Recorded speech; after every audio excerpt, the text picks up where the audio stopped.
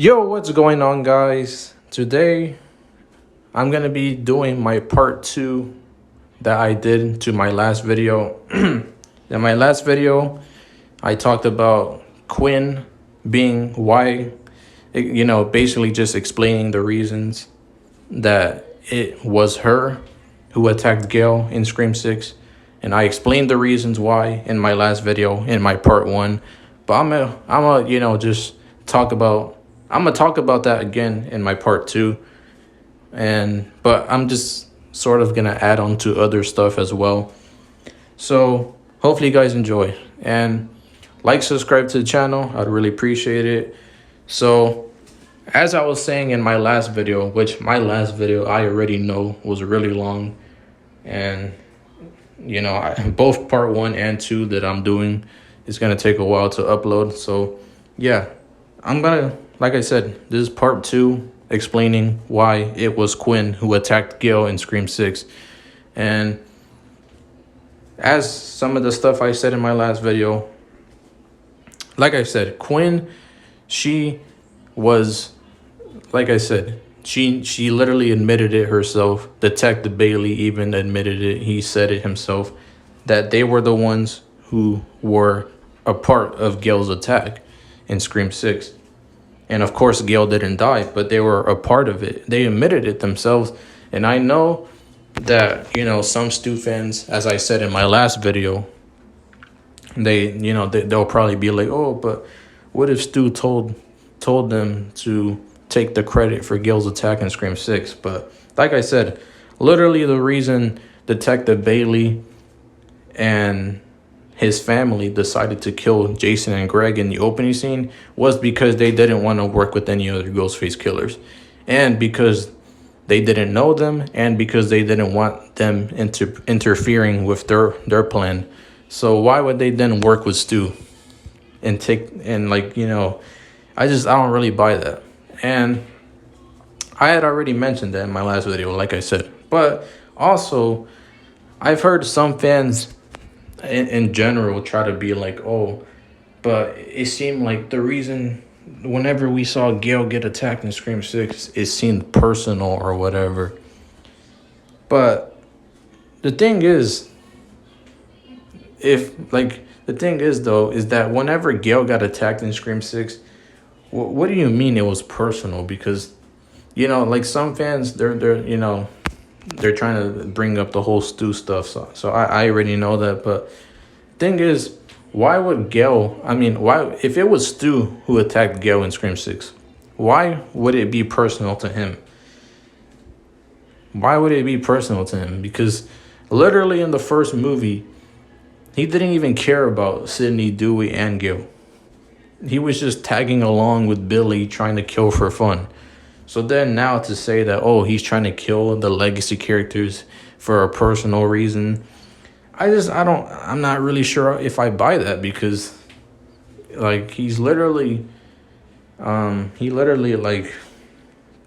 just he killed for fun in the original. So that's why, when I hear some fans be like, oh, it had to be Stu who killed Dewey, or it had to be Stu who killed Gale, because it felt personal whenever they died.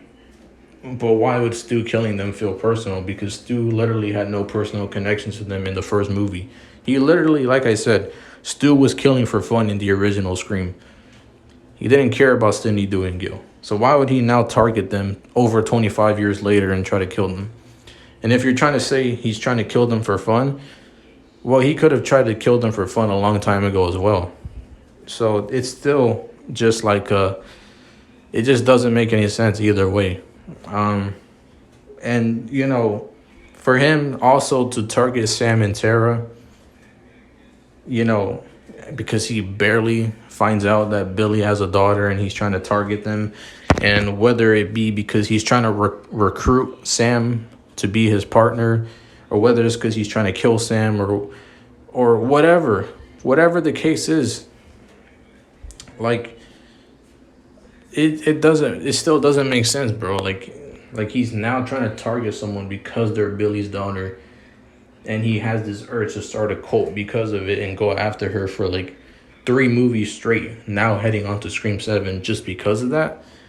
And whether, like I said, whether it be because he's trying to recruit Sam to be his partner, or whether if he's trying to kill her or frame her, or whatever, the fact that he's targeting her, if he is targeting her, but the fact that if Stu was targeting her, if he was targeting Sam for 3 movies straight, then, like, bro, it just, why, it just doesn't really make sense, because, like, first of all, Scream 5 and 6 were a year apart from each other. Why did he wait a whole year just to target Sam and Tara? And you could even say the same thing for Gale. If he did attack Gale in Scream 6, why would he wait a whole year to attack Gale? Because he killed Dewey. Well, that's what some Stu fans are saying. You know, he killed Dewey. So if that's the case, then why did Stu wait a whole year just to attack Gale in Scream 6 after killing Dewey? And if he's trying to target Sam and Tara as well, why did he wait a whole year for that? And if you're going to say it was because he's planning everything out, he's trying to think of a good plan, well, he must not be a good mastermind then, because if it takes him that long to think of a good plan, and then his plans fail twice in a row for whatever he's trying to do, then, like, he must not really be a good mastermind, especially if he's just trying to target them every few years. Because now after Scream 6, what is he gonna wait another 2 to 3 years to target them again, to target Sam and Tara, and then Gale, and then possibly Sydney if she returns for Scream 7? Like, he's just targeting them every few years. For what reason? Because if it's because he's trying to think of a good plan, then he must not be good at planning stuff, because he failed twice in both Scream 5 and 6 if he was involved.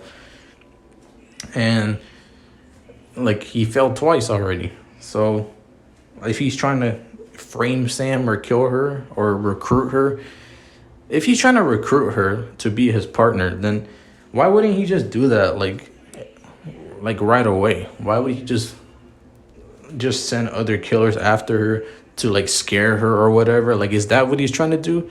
He's trying to, like, he sent Richie and Amber to go, like, scare Sam in Scream 5, so that way, you know, he could play the long game to try to, like, you know, and wait until his reveal and then be like, oh, it's me. Can you be my partner, Sam? Like, is that what he's trying to do? And then with Scream 6, he sent Jason and Greg to go after Sam, and then he's like, oh my gosh, my plan failed again, so now I can't recruit Sam.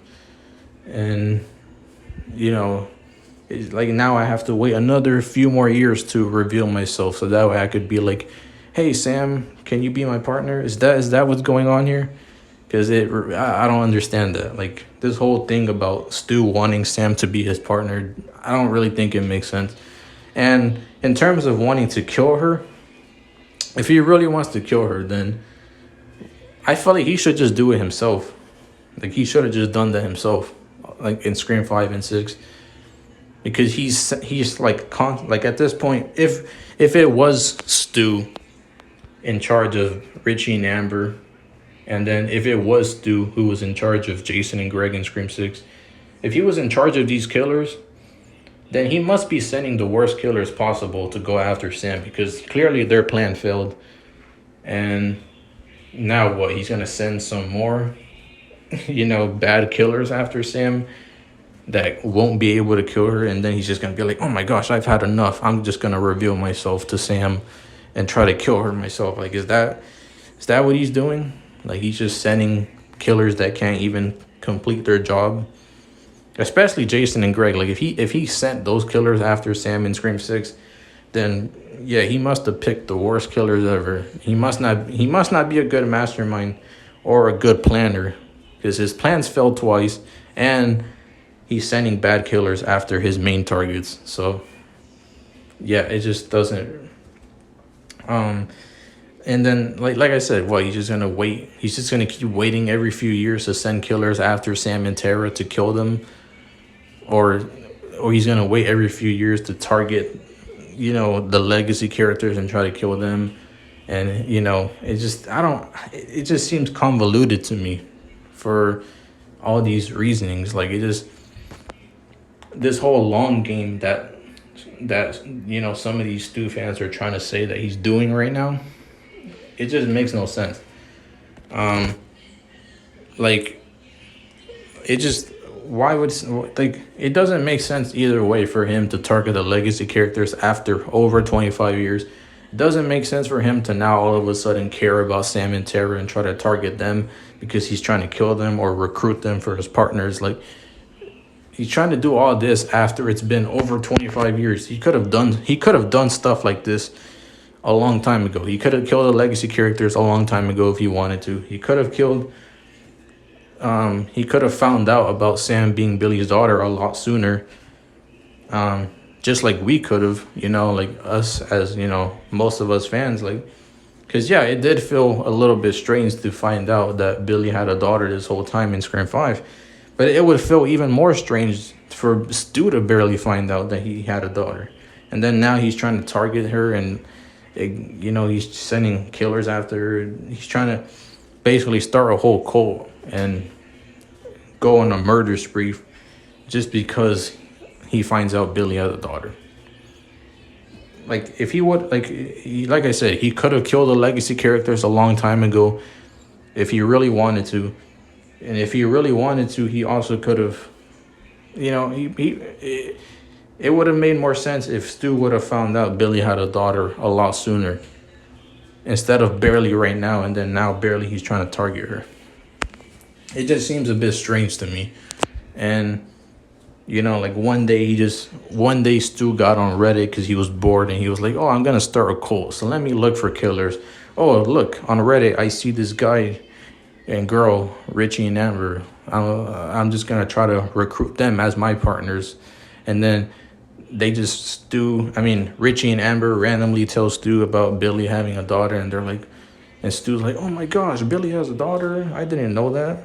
Like, I don't know. It just seems like all this whole stuff just seems strange. Like, the fact that Stu's trying to do anything in general after it's been over 25 years, it just seems a little bit strange to me.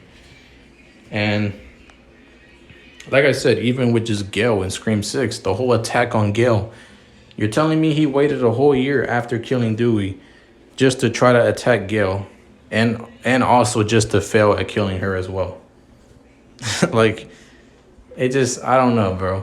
It just seems a little bit strange. But, and like I said, I know that Sam saved Gale, at the end. So that's why Ghostface wasn't able to kill her. But, some of these Stu fans, they talk about how strong Stu is and all this stuff like that, and how smart and well calculated he is. But you're telling me he couldn't think of a good plan just to target Gale?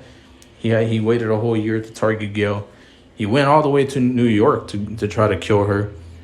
And his plan failed to kill her after planning that out for a whole year. And then now he's just going to wait a couple more years to target the legacy characters and Sam and Tara again for Scream 7. It's just like, bro. Like, this dude, I don't really think Stu is that good of a mastermind or a good planner if that's the case. It just, yeah. And when it comes to, like, like if, some of these fans that say that, oh, like Stu was the one who attacked Gale because it seemed more personal whenever the attack on Gale happened. But the thing is, Quinn attacking Gale, you could see that as personal because Gale was the one who wrote the book about the events of Scream 5. And we find that out, obviously, of course, in Scream 6. And Detective Bailey and his family could have saw that Gale wrote the book about Scream 5.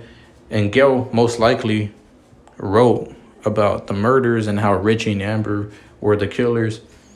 And Detective Bailey and his family could have probably been upset about that. And that's why they targeted Gale. And that's why, Quinn ended up trying to be the one to, basically try to kill Gale in Scream 6 because Detective Bailey and his family didn't like that Gale wrote the book about the events of Scream 5 and portrayed Richie as a killer. So it could have been personal, even if Quinn was the one who attacked Gale for that reason. Saying it was personal just because, saying it felt personal and that it had to be Stu, it's just like I don't understand that. And if it was personal for Stu, then it just seems strange to me because like he didn't care about them in the original. He was literally just trying to kill for fun. So now all of a sudden, over 25 years later, he cares about the legacy characters and Stu is trying to kill them. And it's personal to him now to kill them. Like, why? It just doesn't make any sense. So, yeah, it could have been personal for Quinn to kill Gale, actually. So, yeah, that's my whole response to that. The whole personal attack that it felt, for some of these Stu fans that they say that it felt personal whenever Gale got attacked. Well, I mean, it could have been personal for Detective Bailey and his family to kill Gale as well because they literally, Gale wrote the book about Scream 5 and most likely portrayed Richie as a killer, and they didn't like that. And not only that, but, Detective Bailey literally said himself, anyone who was involved in any way, shape, or form with my son's death, they die. So, literally, and even at the end of Scream 6, Detective Bailey says he's going to go to the hospital and make sure Sam and Tara, not Sam and Tara, Mindy and Gale don't pull through. Detective Bailey literally said that at the end of Scream 6. He said they were going to go to the hospital afterwards, after they finished off with Sam and Tara at the end. So that way they would go to the hospital and make sure Mindy and Gale don't pull through. That's literally what Detective Bailey said.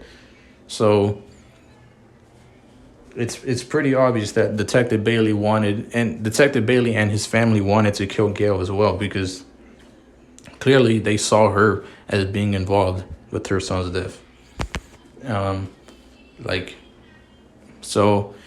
Pretty much Detective Bailey wanted to kill anyone who was there. And you could use the argument, then why wouldn't he go for Sydney? But Sydney already had left.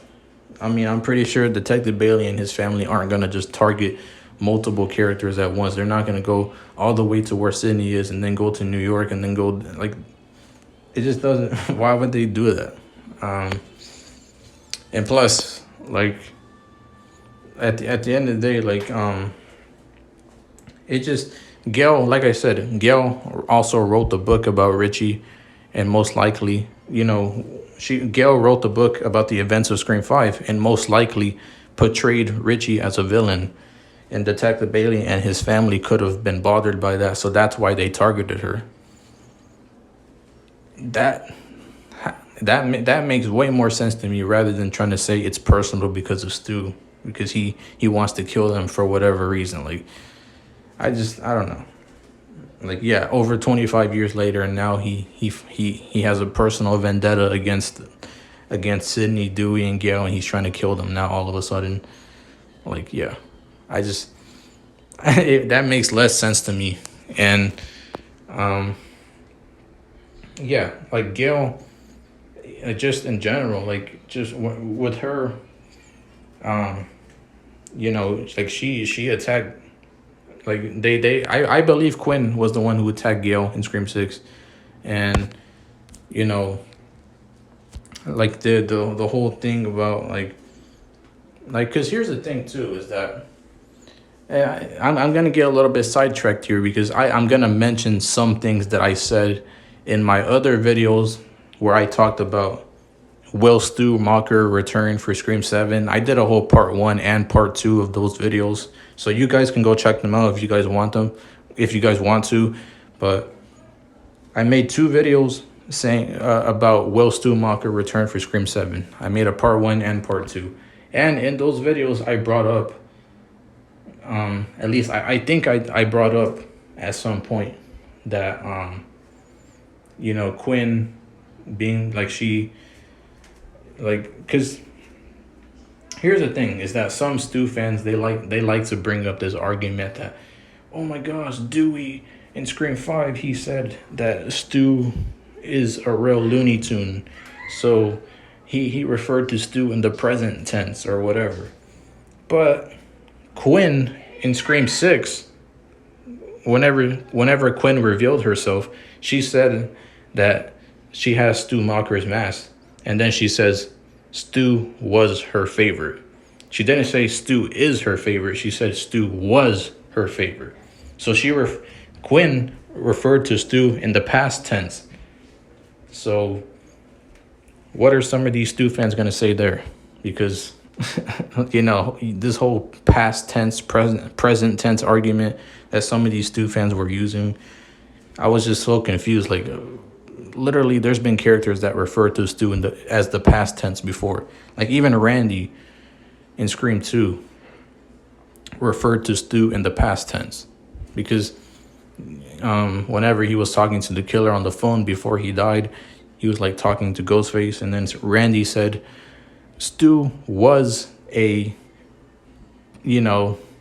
ass wet rag, so yeah, Stu said that, Randy said in Scream 2 that Stu was a pussy ass wet rag.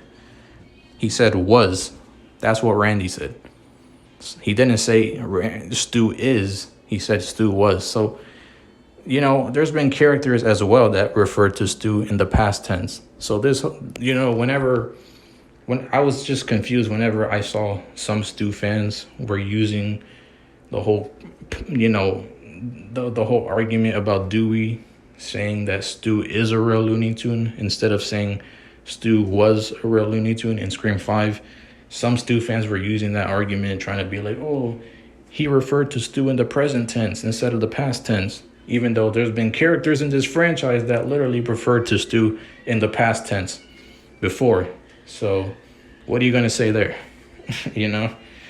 And, just in general, like, this whole thing about Stu clues in Scream 5 and the whole Stu clues in Scream 6, like, I'm just gonna be honest. Like, most of these clues or whatever, like, they just don't really, like, they don't really seem like they're really clues, because the whole thing about like Stu clues, like in Scream 5 and 6, most of them aren't really Stu clues. I feel like most of these Stu fans are just trying to make up theories and then trying to be like, oh, these are clues, even though it's just them making up theories. And there's nothing wrong with making up theories, but you can't say that there's Stu clues in Scream 5 and 6 and then try to be like, oh, but these are just my theories. Like, that makes no sense. Don't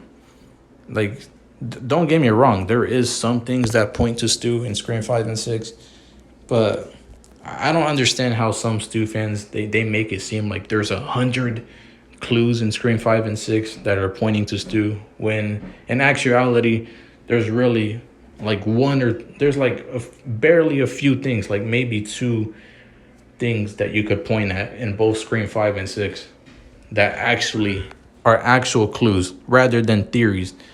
Like, I'm talking about actual clues that are in the film, directly in the film. There's probably only like 2 of them within both Scream 5 and 6. But yet some of these Stu fans make it seem like there's 100 different clues pointing to Stu in Scream 5 and 6, even though there's really not that many. And the ones that do point to Stu are very subtle. They're very shallow. Like, they're like just right in your face, but they're just like, for example, the whole in Scream 6, whenever they were talking about like Mindy and Kirby, they talked about Stu being alive, and Kirby was like, oh, the TV that killed Stu Macher, and then Mindy was like, oh, if you believe he's dead. Like, that was an obvious like clue right there, an obvious hint, which I've said that before. I don't really think that means anything, but yeah, I like that. You could count that as a clue, and you could even count like the whole the thing in Scream 5 whenever they were talking about like like the whole thing about like the I'm trying to think because in Scream 5 they had like they had a reference to a few times in there, and the times that they referenced him, they mentioned at some point that he has a sister, and then he had a nephew as well, and they on Richie's laptop as well. They had the whole YouTube recommendation thing that said, "Is the real Stu Macher still alive?" Like that was another hint, I guess. But I feel like those things are very like it's like some of those things like that are very subtle. Like they're not really big clues that are like, oh my gosh, this could definitely point us to returning. Like it's just most of these clues are very like shallow. They're very just like not that really that big of a deal. But I feel like most of these clues that some of these Stu fans talk about are really just their own theories rather than actual clues, to be honest. And like I remember I saw Craven Something Scary. He made like the whole live stream before talking about like I think it was last year or something, and he did a live stream like it was called the people versus Stu Macher. And in that live stream, Craven Something Scary had he was talking about like some of the clues that hint to Stu and whatnot. And some of the things that he was talking about was what I just said right now with the whole Richie's laptop having is the real Stu Macher still alive YouTube recommendation. And Craven Something Scary brought that up to try to, I guess, rebuttal against some of the fans that were saying that it's not really a clue. And I'm gonna be honest, I don't really think he really, I don't think his response was really that it was kind of just like I didn't really feel like it was like really something that he was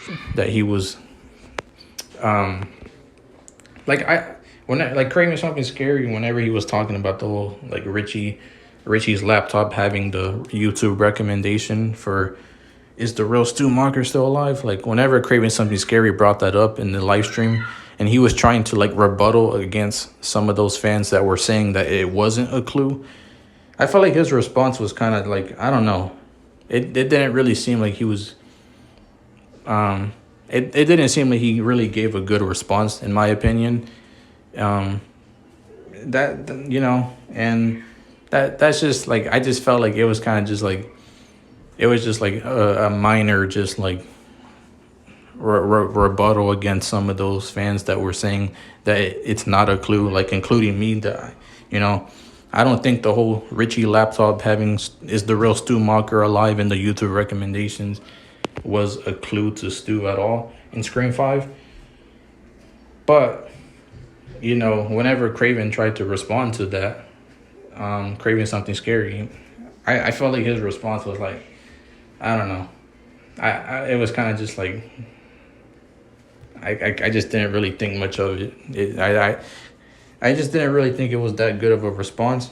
But I do appreciate him giving his opinion though.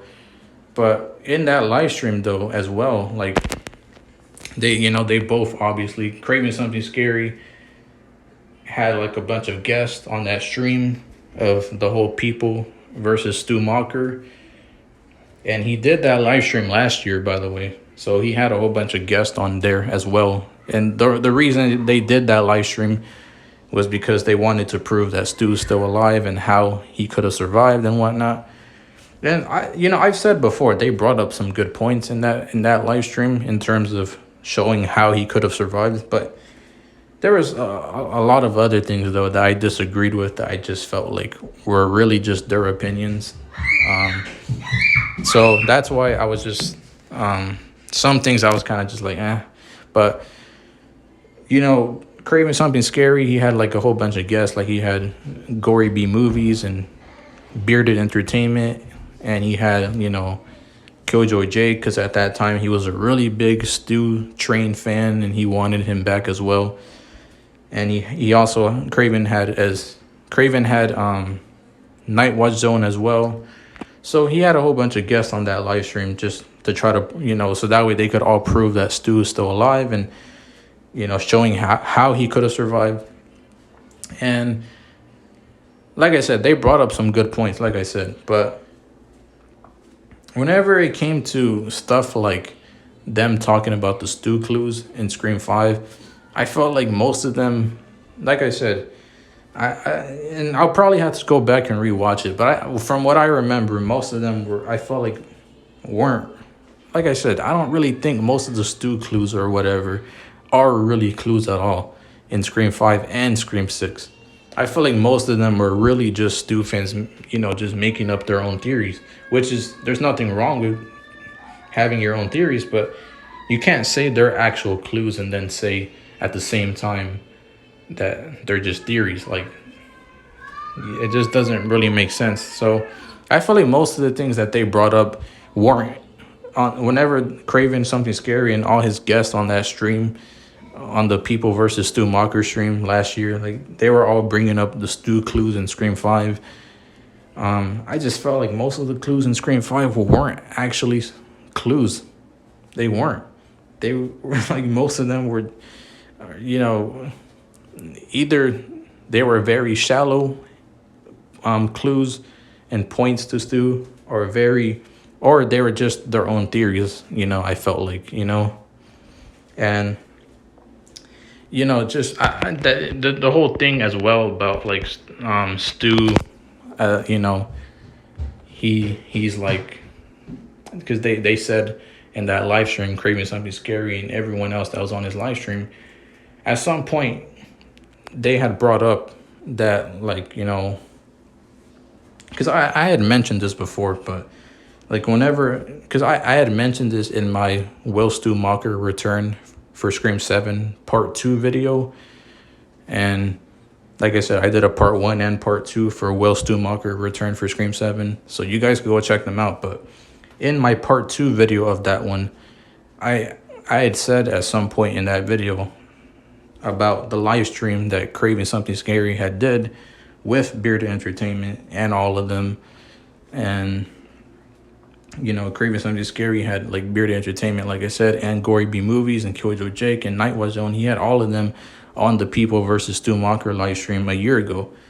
And at some point they had mentioned, you know, they were talking about, like, certain stuff that, you know, you could survive in real life. And they were comparing some of the injuries Stu faced versus some of the other injuries that you could survive in real life.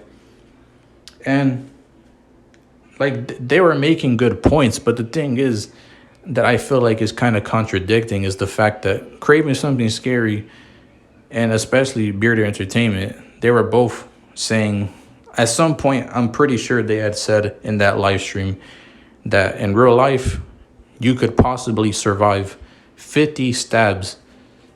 50.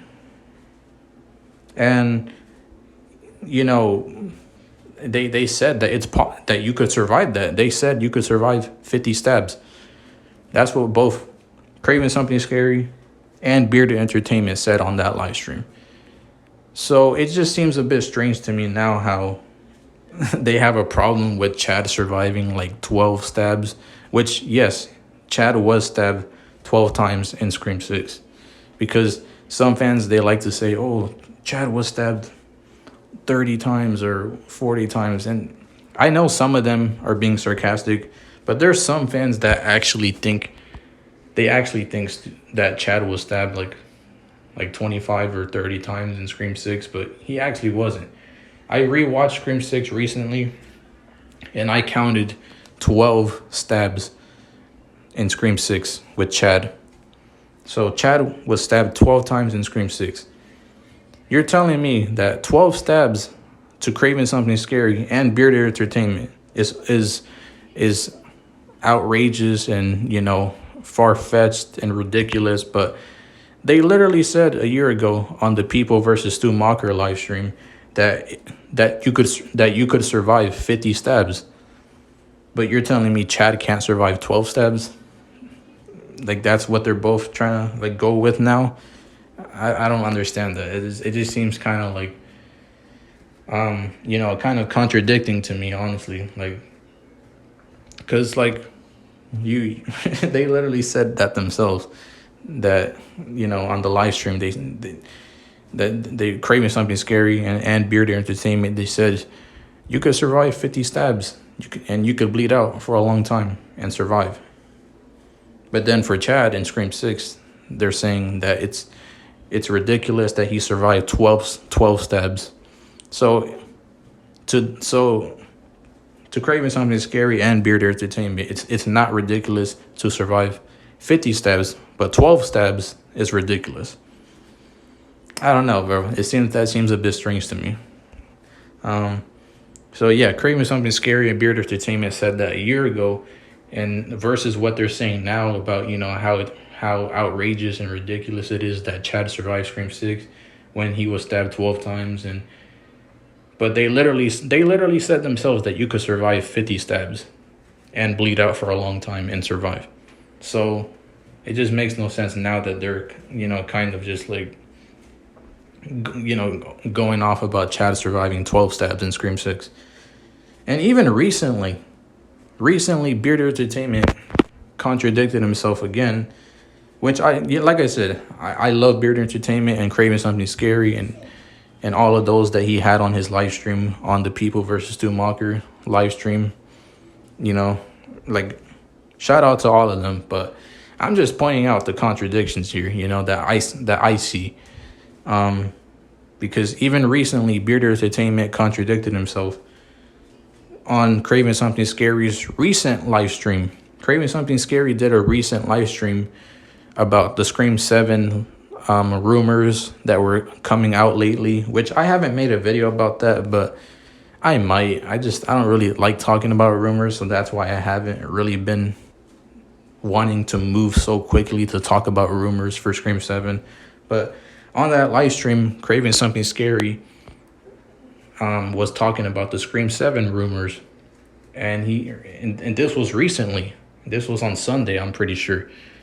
And he had a whole bunch of guests. He had Bearded Entertainment, he had JT, he had Destination Station, and he had Polar as well. And I couldn't finish the whole stream because I remember I had work the next day and I ended up falling asleep. Like I had to, I had to go to sleep, because I had work the next day. But so yeah, I wasn't able to finish the whole stream, but I was in that stream for like 2.5 hours. And I remember at some point in that live stream, they were talking about Scream 4, and Polar, Bye Polar, she had brought up that that in Scream 4, Polar had brought up that Officer Haas in Scream 4 gets stabbed one time in the back and then he dies, and she was talking about how she felt that was a little bit inconsistent because she just felt like it didn't make any sense, because she felt like in Scream 4 certain characters were dying to the most weakest stabs ever. That's what Polar was saying on Craving Something Scary's recent live stream about the Scream 7 rumors.